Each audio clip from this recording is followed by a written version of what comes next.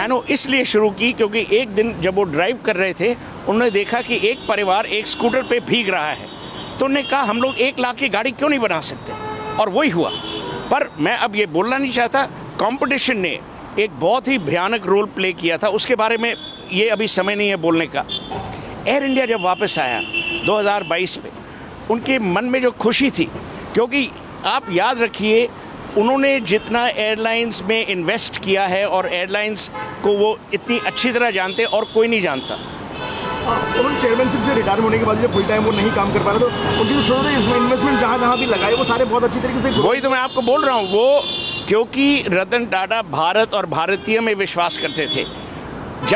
जब मोदी जी ने startup India किया, उसके कई साल पहले रतन टाटा ने इन्वेस्ट किया, और रतन टाटा जानते थे कि जहां वो इन्वेस्ट करेंगे उन लोगों की बिजनेसेस में और लोग इन्वेस्ट करेंगे।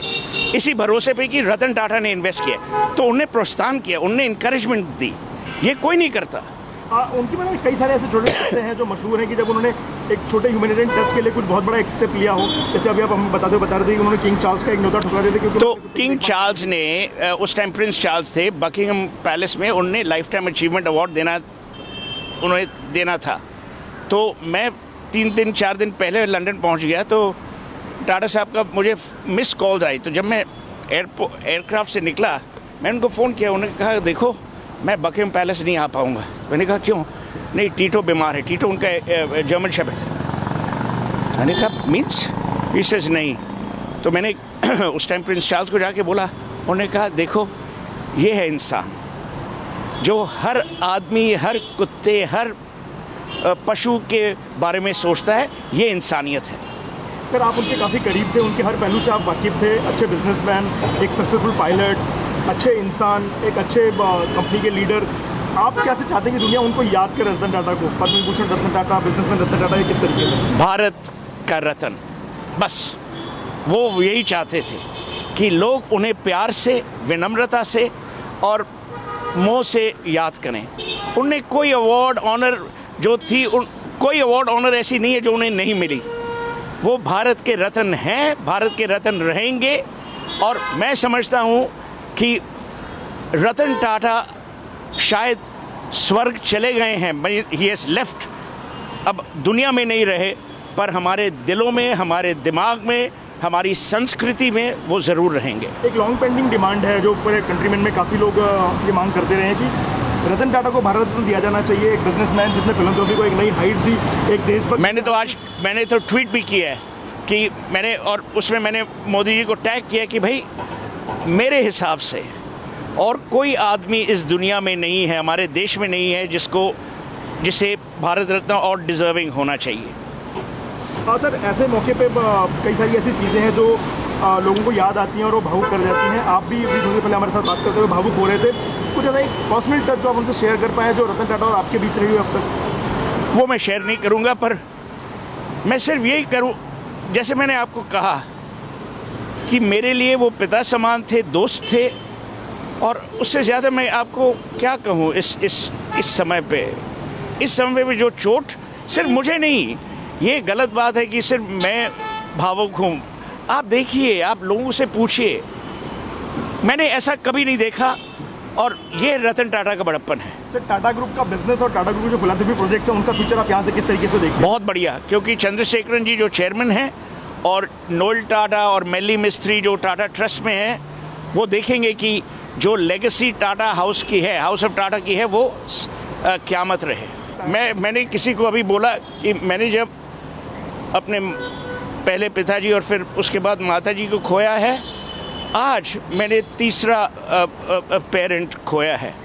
और ये सिर्फ कहने की बातें नहीं है, क्योंकि देखिए मैं उनको 1990 से जानता हूँ, 34 साल, और मेरी उम्र 61 है, तो आधी ज़िंदगी मैं उनको जानता था। और जितना स्नेह उन्होंने मुझे दिया, जितना प्यार, जितनी विनम्रता से वो पेश आए, मैं कौन हूँ? कुछ भी नहीं। उनके पास पूरी दुनिया थी, पर उन्हें ये लगता था कि भाई हाँ, कि मैं अगर सुहेल के साथ बैठूंगा तो हंसी मजाक होगा। और एक बात है, मिस्टर टाटा में एक खासियत ये थी कि वो सच के पहरेदार थे। अगर आप उनको सच एडवाइस देते उनको वही पसंद था। वो उनमें से नहीं थे कि भाई आप उनकी हाँ में हाँ मिलाओ। तो वो जो उनकी खासियत थी वो बहुत यूनिक थी।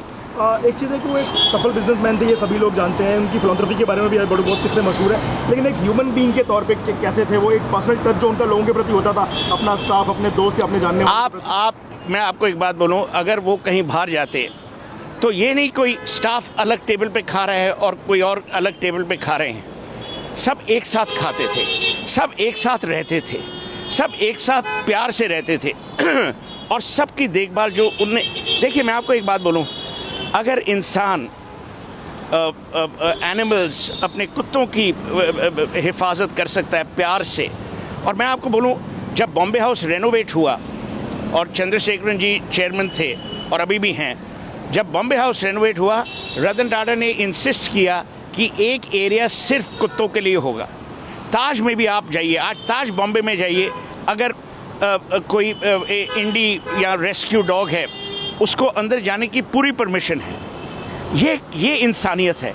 इंसानियत ये नहीं कि आप सिर्फ अपने लोगों में अच्छे रहें, पर इंसानियत ये होती है कि जब तबके का सबसे जो वीक आदमी है उसके साथ आपका जो व्यवहार है वो इंसानियत है। सर बिजनेसमैन तो बहुत सक्सेसफुल थे, उन्होंने मनी फोल्ड बढ़ाया जो पूरा रेवेन्यू था अपने ग्रुप का, लेकिन इंसान के तौर पे बहुत सफल है। आपने बताया हमेशा उन्होंने बिजनेस के ऊपर देश को तरजीह दी, अगर बिजनेस में फ़ायदा हो रहा है और देश के नुकसान में तो उसको छोड़ देते। मैं आपको एक बात बोलूँ मैंने ये लिखा भी हुआ है, 2008 में मैंने लिखा था। मैं नरेंद्र मोदी जी के घर था गांधीनगर में, तो उनने मुझे पूछा कल कहाँ जा रहे हो, तो मैंने कहा बम्बई। तो उन्होंने कहा जब रतन टाटा को अगर मिलोगे तो मिस्टर टाटा को बोलना कि नैनो यहाँ ले आएँ। तो मैंने ये मैसेज कम्युनिकेट की।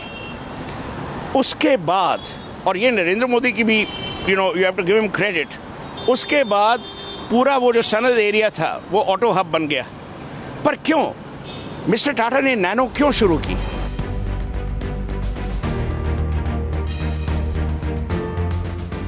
I would remember him as a human being of great decency, great inspiration, great moral compass, and someone who lived his life with such courage. I don't think there'll be another Ratan Tata. I think what he will leave behind in India is great character. He will leave behind great humanism.